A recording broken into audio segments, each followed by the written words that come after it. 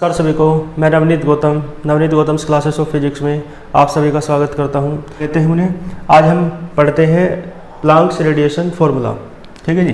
Planck का radiation formula मैंने आपको वहां भी लिखवाया था जहां पर मैंने पढ़ाया था आपको स्पेक्ट्रल डिस्ट्रीब्यूशन ऑफ रेडिएशन। ठीक है जी। और फिर उसके अंदर एक हेडिंग आई थी classical theory, explanation by classical theory. उसके अंतर्गत वीन्स डिस्प्लेसमेंट लॉ और स्टीफेंस लॉ नहीं, रैली जीन्स लॉ, और थर्ड हेडिंग थी प्लांक्स फार्मूला। तो वही फार्मूला जो वहाँ पर था वो आपको क्या करना है, प्रूफ करना है। तो हेडिंग डालो Planck's radiation formula.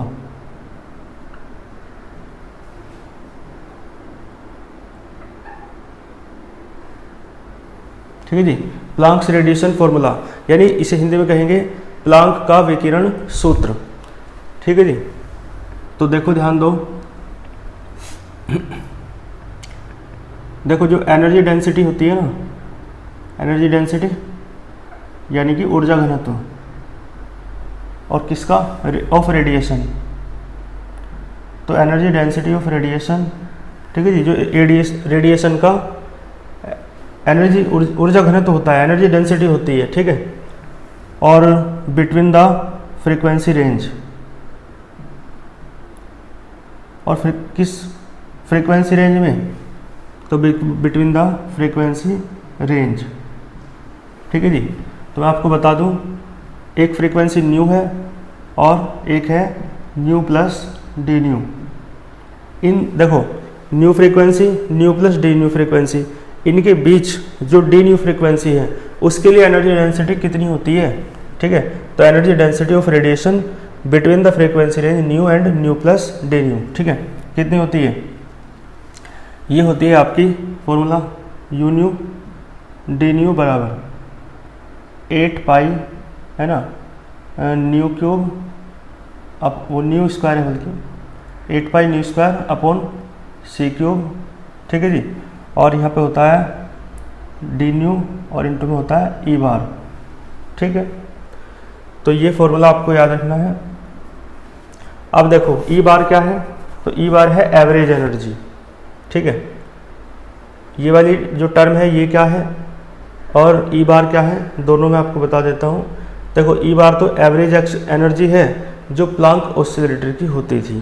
Planck oscillator मैंने पढ़ाया ना इससे पहले ही, इससे जस्ट पहले वाले लेक्चर में ही आपकी लास्ट हेडिंग थी एनर्जी ऑफ प्लांक्स ऑसिलेटर।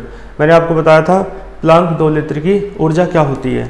तो प्लांक्स ऑसिलेटर वही है, उसी की एनर्जी आपकी एवरेज एनर्जी ई बार होती है। ठीक है जी। तो ई बार लिखेंगे हम, ई बार की वैल्यू यहाँ पे रख देंगे तो हमारा क्या मिल जाएगा, प्लांक्स फार्मूला मिल जाएगा। ठीक है जी। और ये टर्म जो है देखो, ये वाली 8 पाई न्यू स्क्वायर अपॉन सी क्यूब इंटू डी न्यू, ये एक टर्म है, इज द टर्म जो रिप्रेजेंट करती है, ठीक है, जो क्या करती है, रिप्रेजेंट करती है किसे, इलेक्ट्रोमैग्नेटिक वेव्स को, इलेक्ट्रोमैग्नेटिक वेव। ठीक है जी। इलेक्ट्रोमैग्नेटिक यानी विद्युत चुंबकीय तरंगे प्रति एकांक आयतन के लिए, पर यूनिट वॉल्यूम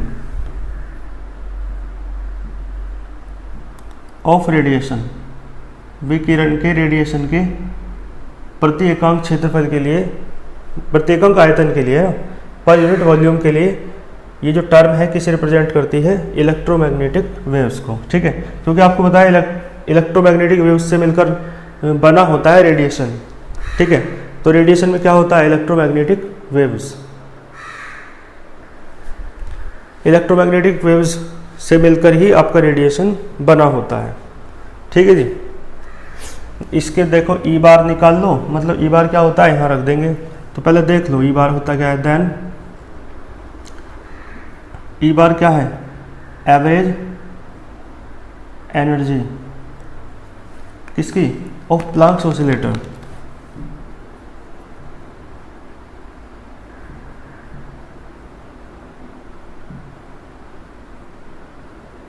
ये होती है ई बार बराबर, डेरिवेशन कराया था लास्ट लेक्चर में, क्या होता है एच सी, बल्कि एच न्यू अपॉन ई की पावर एच न्यू अपॉन के टी -1, ठीक है जी। एच न्यू अपॉन ई की पावर एच न्यू अपॉन के टी -1। ये जो एनर्जी है आप कहाँ, मतलब ये जो वैल्यू है कहाँ पुट कर देंगे, फर्स्ट में। तो फर्स्ट इम्प्लाइज कर लो, ठीक है जी। तो ये वैल्यू यहाँ पे रखो, देखो फर्स्ट इम्प्लाइज करो, यू न्यू डी न्यू बराबर 8 पाई, ठीक है जी। और ये वाली वैल्यू रखनी है, चलो पहले इसे तो ऐसे लिखा रहने दो,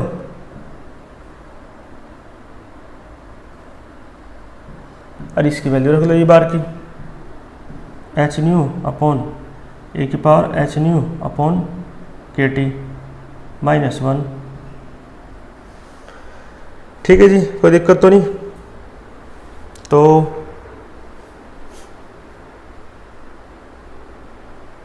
देखो इसके बाद इधर देख लो क्या बचेगा, यू न्यू डी न्यू बराबर, देखो 8 पाई न्यू क्यूब ना हो जाएगा, 8 पाई एच, ठीक है, 8 पाई एच, और ये ऊपर क्या हो जाएगा न्यू क्यूब, और इंटू में क्या आ जाएगा डी न्यू, और अपोन में क्या आएगा सी क्यूब, ठीक है जी। और यहाँ क्या है ई की पावर एच न्यू अपॉन के टी -1, ठीक है जी। यू लैम्डा वो यू न्यू डी न्यू आपको इतना मिला है, ठीक है जी। तो इसका एक स्क्रीनशॉट ले लो। तो ये क्या है, प्लैंक्स फॉर्मूला है, प्लैंक्स रेडिएशन फॉर्मूला, ठीक है। तो मैं इधर सिर्फ कर देता हूँ, हाँ इसके नीचे लिख देना, it is the expression of Planck's radiation formula in terms of frequency. New क्या है फ्रीक्वेंसी, तो फ्रीक्वेंसी के टर्म्स में है ये, और वहाँ पे जो आपने पढ़ा था वो था वेवलेंथ के टर्म में, तो उसे और करते हैं।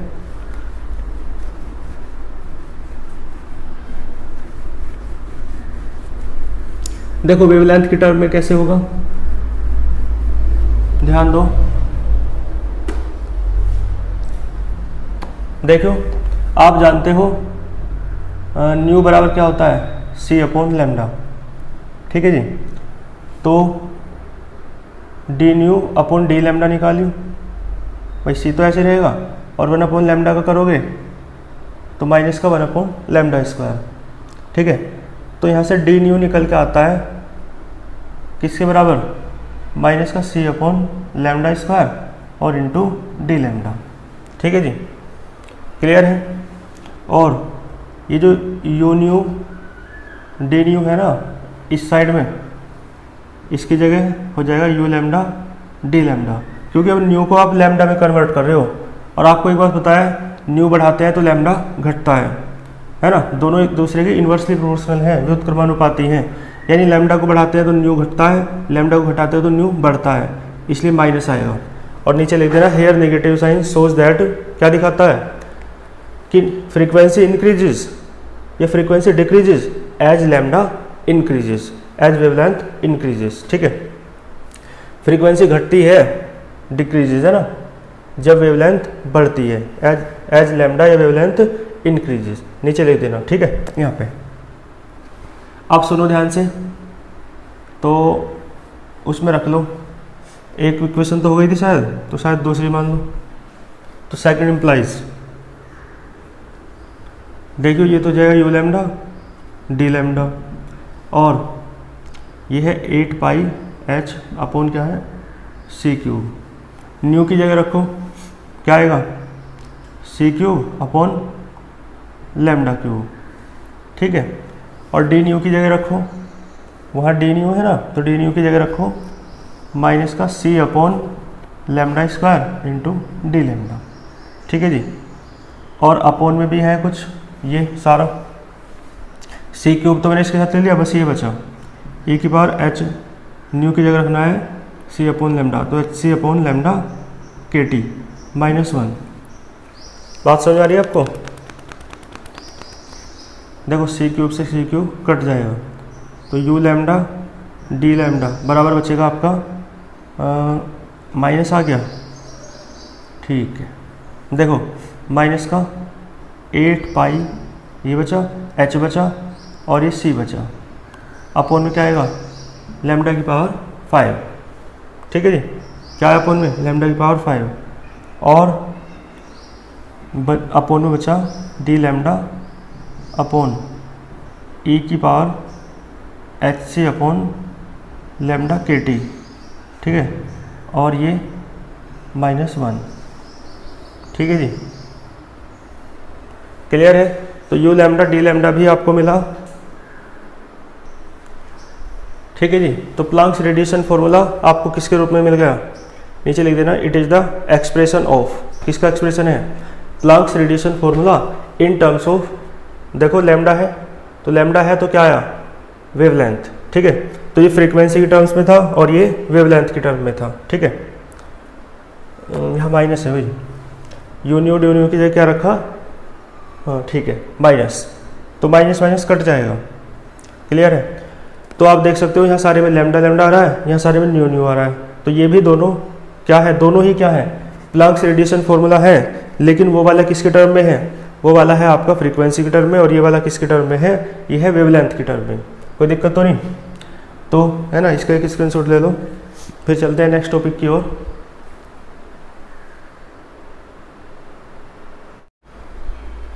ठीक है जी। इसके बाद देखो नेक्स्ट हेडिंग डालो, मैंने देखो वहाँ पर जब वो था ना heading explanation by classical theory spectral distribution वाली क्वेश्चन में, तो मैंने आपको दो लॉ और पढ़ाए थे, एक तो विन्स लॉ और एक रैले जीन्स लॉ, है ना।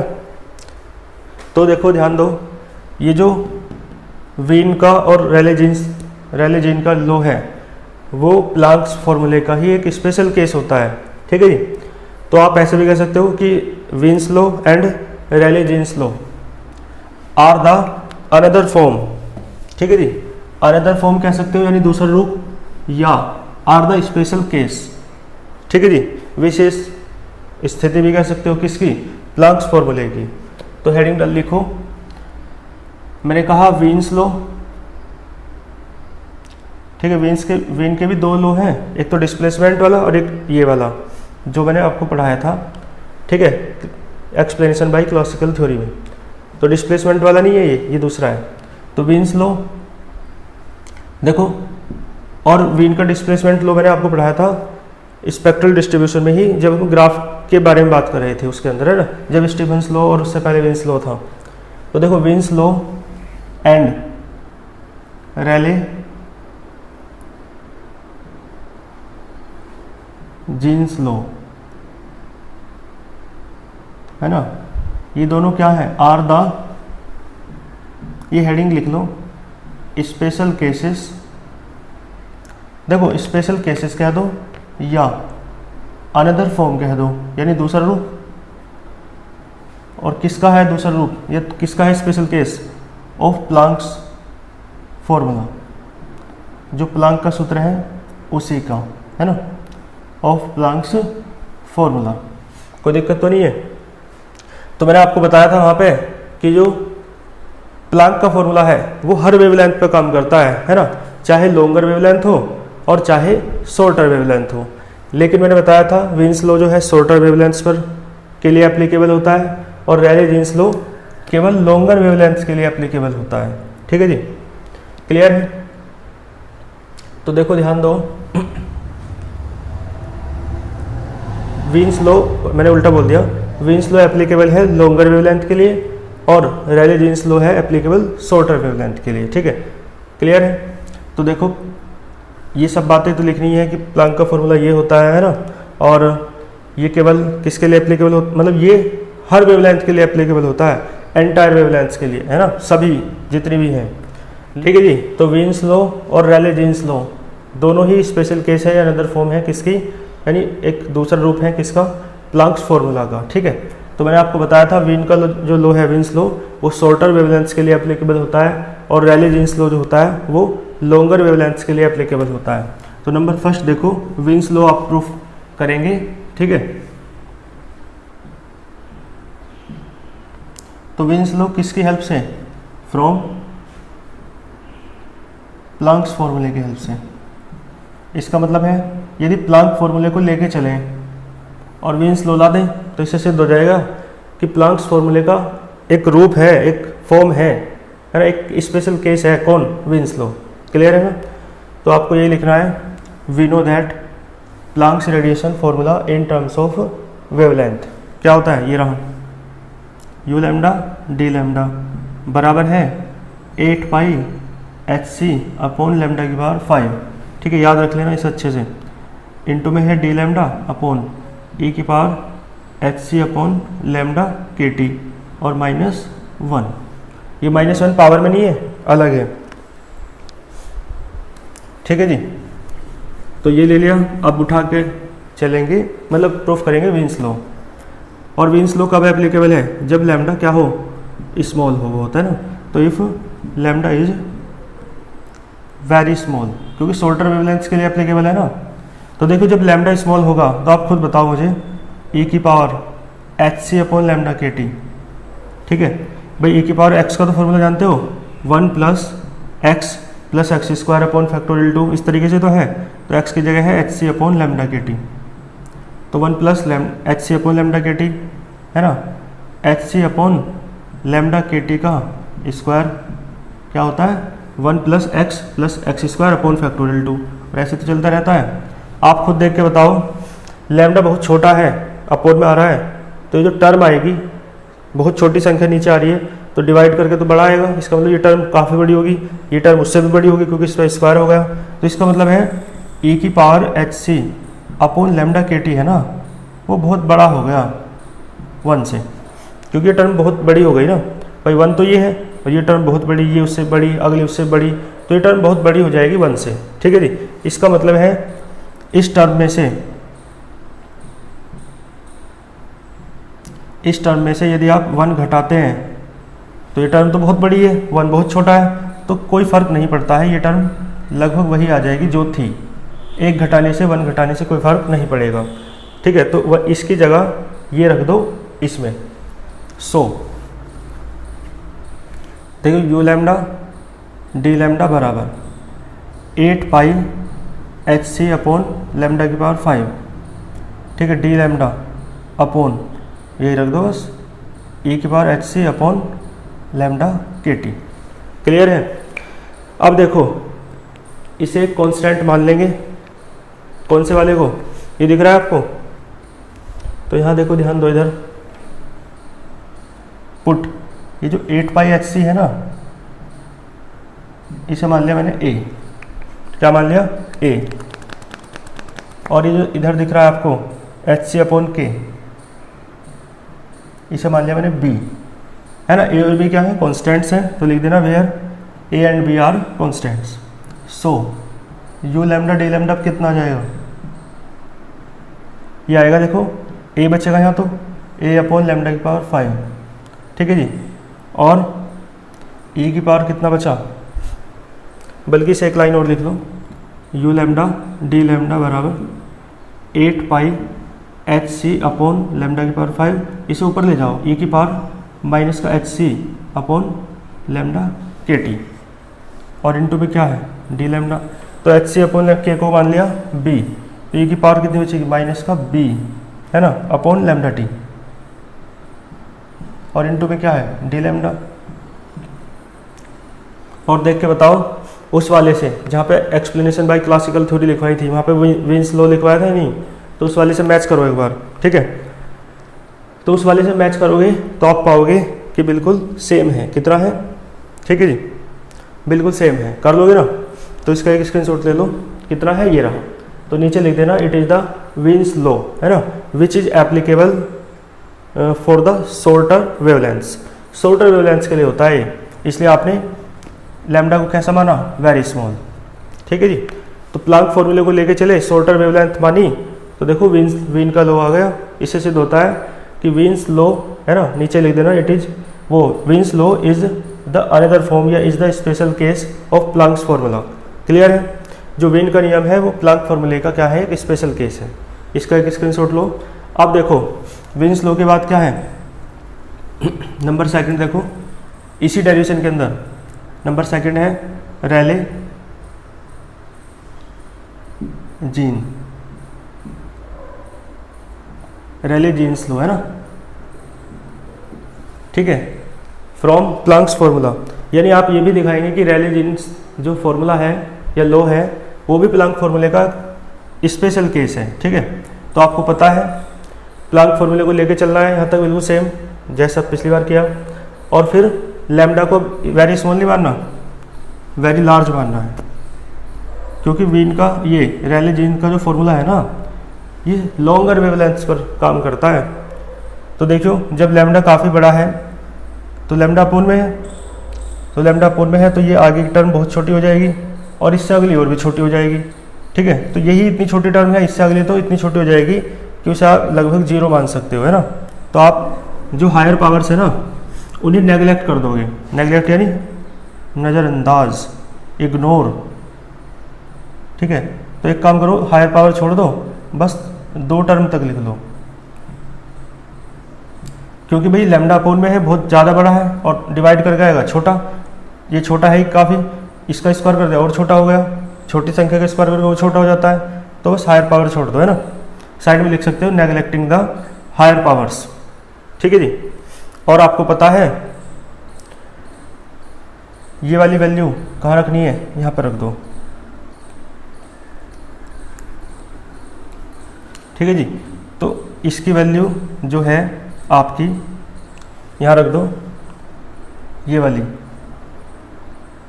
1 plus h c upon lambda k T, और देखो -1, तो 1 से 1 कैंसिल हो जाएगा, ठीक है जी। 1 से 1 कैंसिल हो गया,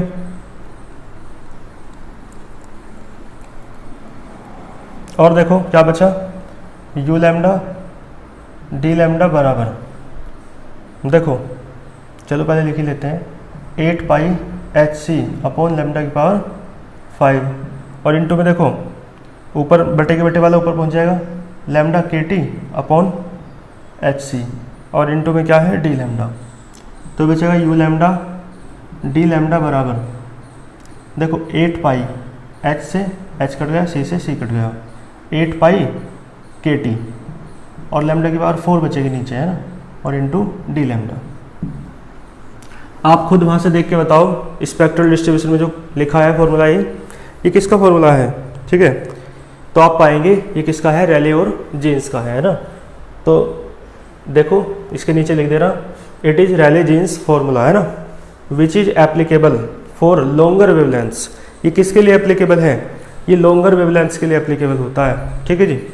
तो which is applicable for longer wavelengths, और नीचे लिख देना it is Rayleigh Jeans formula या it is Rayleigh Jeans law from Planck's formula, ठीक है जी।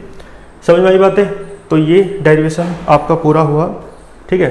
यहाँ तक आप बहुत अच्छे से तैयार कर लेंगे। नेक्स्ट लेक्चर में फिर मिलते हैं नेक्स्ट किसी टॉपिक के साथ। अच्छे से पढ़ते रहिए। All the very best.